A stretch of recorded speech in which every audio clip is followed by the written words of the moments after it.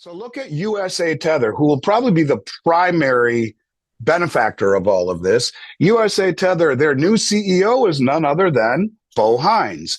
Bo Hines was Trump's crypto czar through August. Wink, wink, nod, nod. Here's what you're going to do, Bo. When you take and move, anytime money moves from a pack of chewing gum, a pack of cigarettes, a new car, or a new house, it doesn't matter. It's moving a la stablecoin. Bang, settle just like that. No more checks, no more wires. Boom, settle. All right, it's backed by stablecoins. Those stablecoins are backed by treasuries. The interest on those treasuries is not transferable. So Tether keeps the money, the interest. What are they buying? 12 or 13 billion in gold already and Bitcoin. I think they want to let Bitcoin go higher and continue to rug pull it to pay down the debt. I think they want, and devalue the dollar, by the way, but I think they're continuing to buy gold. And as much as they're going to be buying not only as many treasuries and as much gold as countries do.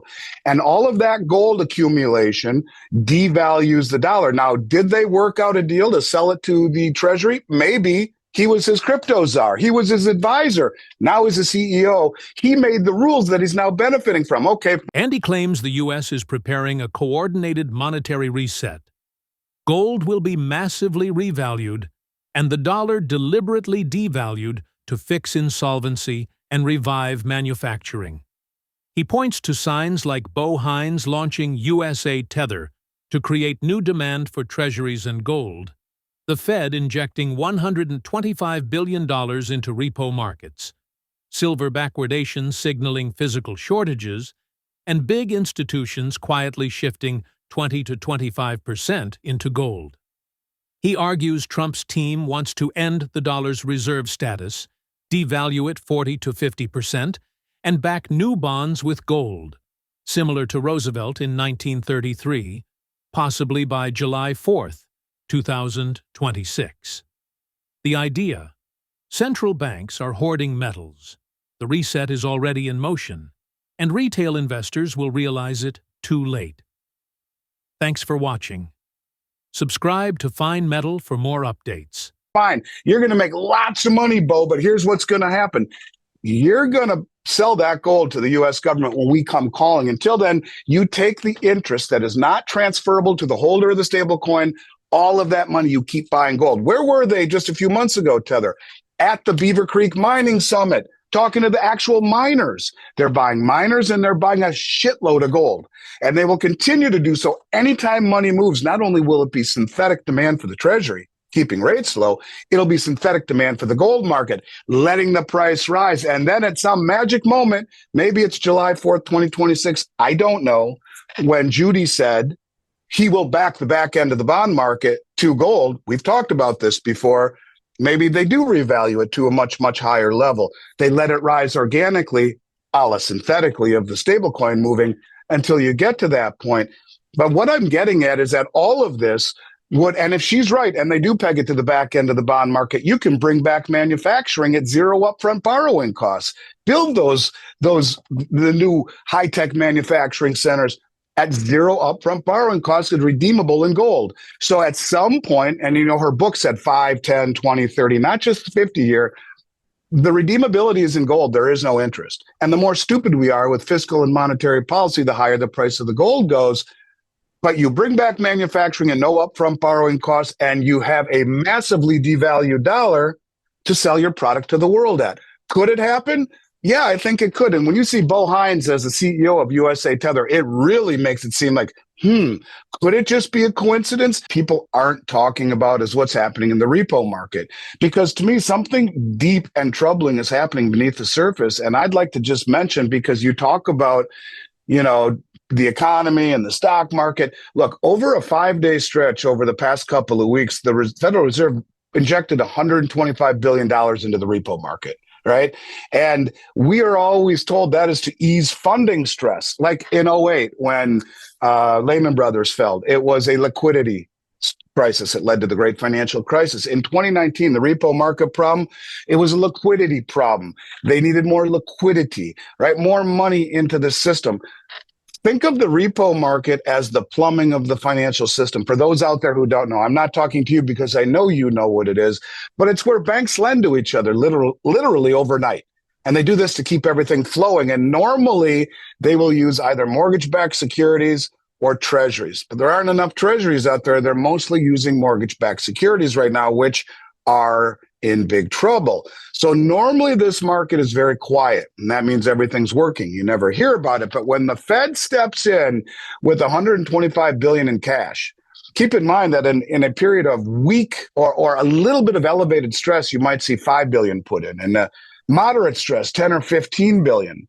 125 billion is crisis level intervention like 2008 or 2019. It's the equivalent of turning on your water on any faucet in your house and hearing thumping noises in the walls every time you do so. But what makes this concerning is that this is not a liquidity problem like we saw in 2019 or 2008. It is not an out of money problem. It is I don't trust you problem. The banks have double the liquidity they did in 2019. There is more than enough liquidity in the system, twice the reserves, enabled to do this. And the Fed rarely, if ever, comes in to inject money into the overnight repo market when reserves are this high. In this environment, repo injection should be at or near zero. This isn't about money, it's about trust. And I think the banks are looking at each other, Mario, and saying, no, not even for one night am I going to trust you or your collateral, because I don't think you'll be able to pay me back tomorrow morning. And no one's talking about that. So when you talk about backwardation in the silver market, that's about trust. I don't trust the big banks that they're going to give me my metal, or the exchanges. When you see this, these are the banks saying, I don't trust the regional banks, I don't trust the hedge funds, and I don't trust their collateral. When you look at the world de-dollarizing, they're saying, we don't trust the United States or their treasury market. You see a common theme here? When the world is based upon trust, the way that it is, we are seeing fractured trust across the gamut. And I think it's important for people to understand that what gold is and what silver is an item that doesn't require trust. It's an asset that has no counterparty risk. And I think that's why you're seeing so much of big money taking physical possession, because it's an asset that does not require someone else's, a counterparty to perform. And when you see it in the banks at the highest level overnight, in what is the most liquid conservative market on the planet, when you see it in the LBMA, when you see it on the COMEX, when you see it globally, the United States and the West have broken trust with much of the world, and now even within their own ecosystem. It's a very dangerous thing. And I think people get excited about the holidays and relaxing, and I don't want to be Debbie Downer, but I will say, to me, that's more concerning than anything I see. And the only person I've seen talk about it at all is Nomi Prince. Now, I don't know how much you've talked about it. I can't watch everything all the time. I try to catch your stuff, but Nomi wrote a good piece about it, and she's spot on.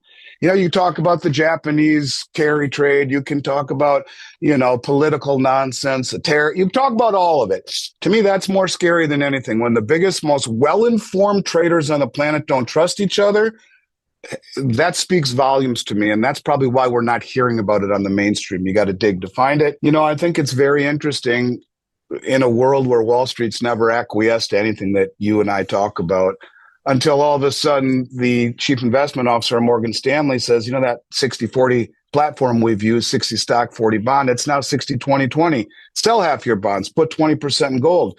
Or Michael Hartnett, the chief head analyst for Bank of America, says, no, make it 25% in gold. Or Jeffrey Gundlach, the bond king, says, that 25% is not overweight. You can see that things are happening beneath the surface at the highest level. And if just a little bit of these people, they're talking to the institutional level. I have a very good friend who runs $3 billion for Morgan Stanley. He wouldn't know a gold coin if it fell on his foot. He's in the top 100 money managers in the United States for Morgan Stanley. He doesn't know gold, yet their chief analyst or their chief investment officer says, put 20% of your assets in gold. They're speaking to the institutional traders. And if just a few percent of those traders start to dabble in the retail market, it's going to have profound effects on premium and on availability. It's happening at the highest level in the exchanges, not only in COMEX and the LBMA, but in Shanghai now too, where they're getting close to shutting off the spigot because their stockpiles are so low. all of this comes to the same point, and that is that what starts out as a trot or a crawl, and then to a walk and a trot into the accumulating of physical assets by the big money. It hasn't turned into a sprint yet, but you can sense that it's accelerating globally. And now the countries are becoming open about it, classifying these things critical, seeing the imports into the countries, seeing the takeoff from the exchanges, seeing the commercial banks and their analysts and investment advisors at the highest level acquiesce to, yeah, maybe you should have 20 or 25% of your money in metal. These things are all, this time is different. So nothing surprises me at this stage of the game, including the statements that you talked about earlier about January 1, something happening, maybe not, who knows? But I think this is all the reason why you don't look at gold and silver as an investment. You look at it as shelter from what's coming, because the big money has already realized that and has already made a move and is in the process of continuing to make moves. That's not supposition, that's reality. I don't think it's imminent, but I think that there is a possibility. You look at India, their silver imports are up 500% year over year. One of the things that's most interesting is the sustained backwardation in silver. And I think that gets to what these people are talking about, because since early October, the silver futures curve has flipped into sustained backwardation. And it's not normal. It's unusual to see that in silver, period. And it's one of the clearest signs of I guess you could say, physical scarcity. Along with multiple attempts to restore contango, where the futures price is higher than the spot price. But, I guess we could just simply say, look, spot silver demand now exceeds futures supply. The metal is genuinely scarce. That's not just theory. And there's no question that paper selling has and can and always has suppressed price, but it can't suppress the structure of the market. And I think that's where things get interesting. To me, the most condemning thing for the silver market, at least, and supporting what they're saying, is that we've got about 7 or 8 days until the December gold and silver contracts go into delivery. And you can argue this is where paper meets physical, or the rubber meets the road. When you see silver 25 cents in backwardation, meaning the price is 25 cents, as it was yesterday, higher than the futures price, and as the futures price, as you know, and the spot prices get closer to that expiration, they meet, right? What it's saying is, and it's unusual to see in backwardation 7 days before these contracts come off the board or post, someone wants physical now, not later. And with inventories tight, immediate demand is outpacing expected supply. This doesn't happen right before the expiration, unless arguably there's a big move in store for us, I would think, with people really trying, pushing hard to get silver in their hand before this happens. So yeah, I mean, I don't know that there's a imminent collapse January 1, but you can see that there are things that are unusual. Like everything else that we see all the time, no, it's not. I think it's part of the plan. And when he keeps harping on manufacturing, and your own vice president writes about it on White House letterhead, that Triffin's dilemma is such that we cannot be the reserve currency anymore.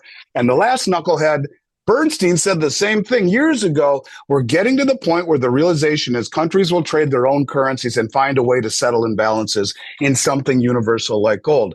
That, I believe, is a very long-winded answer to your question. But yes, ultimately, I think gold will go higher than anybody thinks possible. And I'll leave you with one last thought about this. The people who are bringing this gold back in the billions and billions that we know of, because we just heard that only 1 out of 3 transactions is being reported, right? Most of the gold that central banks are buying isn't being reported. It's bought through a proxy bank, or it's not 995 fine, or it's just brought in some other way.